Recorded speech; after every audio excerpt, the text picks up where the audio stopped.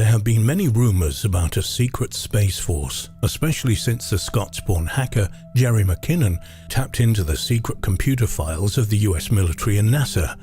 His intention was to discover what the US authorities really knew about the UFO phenomenon. He continued this illicit surveillance for almost 2 years and unearthed a strange mix of information concerning UFO technology, anti-gravity, and most astonishing of all, the existence of a fully funded and secret force intended to wage war in deep space and perhaps on other planets.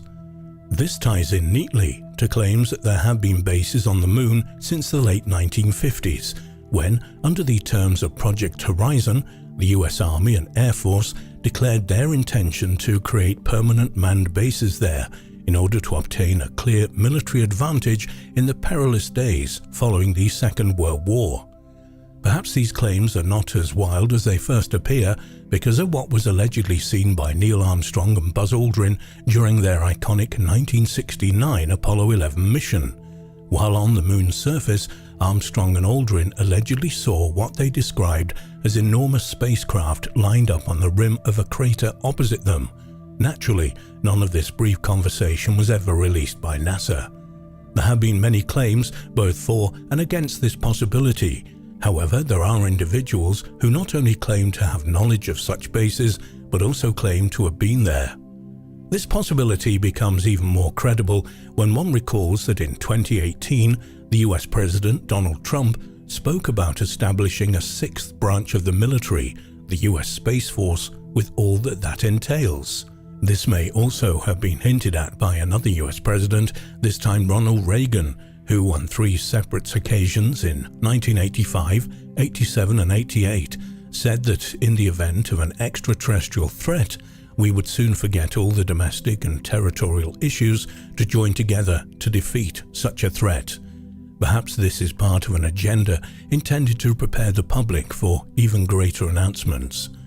While these claims help to promote the idea that there may well be a secret base there, perhaps the best information comes from someone who not only claimed to have been in one of these bases, both on the Moon and incredibly on Mars, but that he was also part of a secret project designed to protect planet Earth from invasion.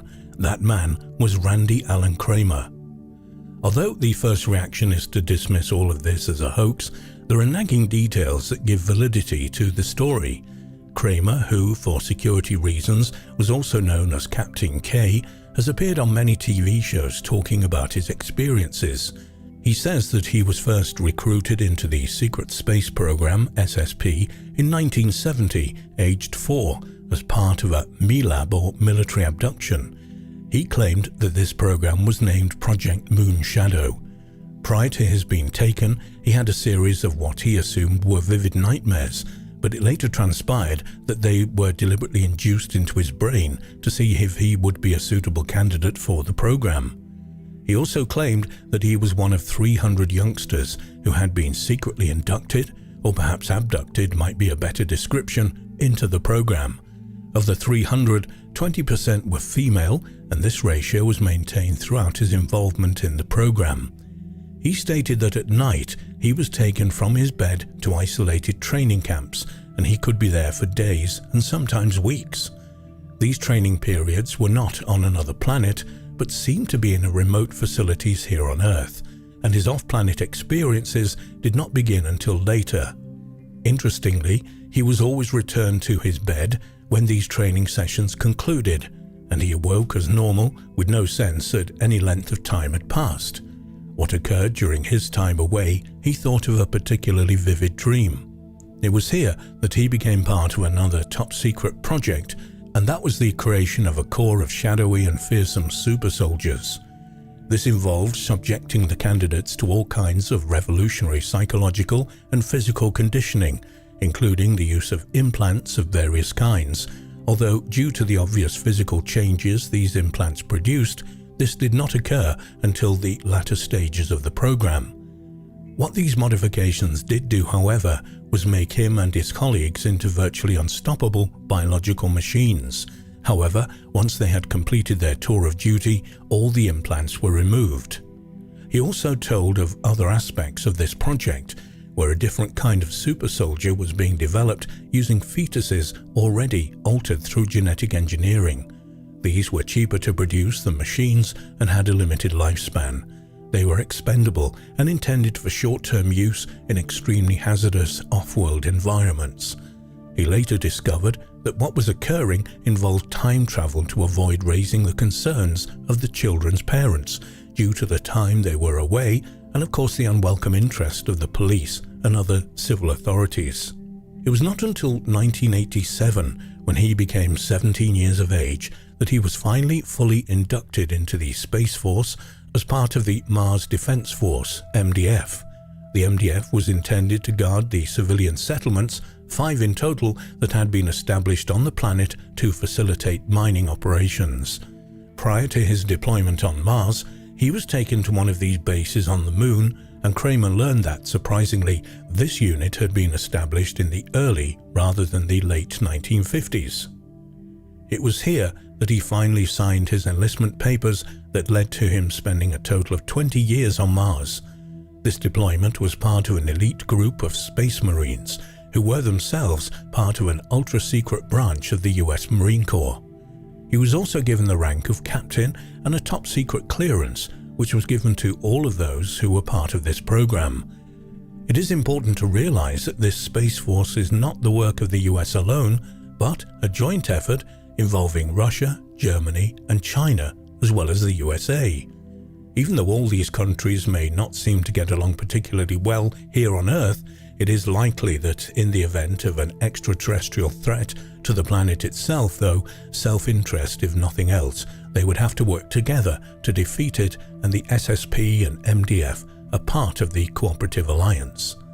When he arrived on Mars, according to Kramer, he was assigned to a base called Ares Prime, which was located in the far north of the planet, and it was here that he discovered that not only is there an atmosphere on Mars, but it is also breathable.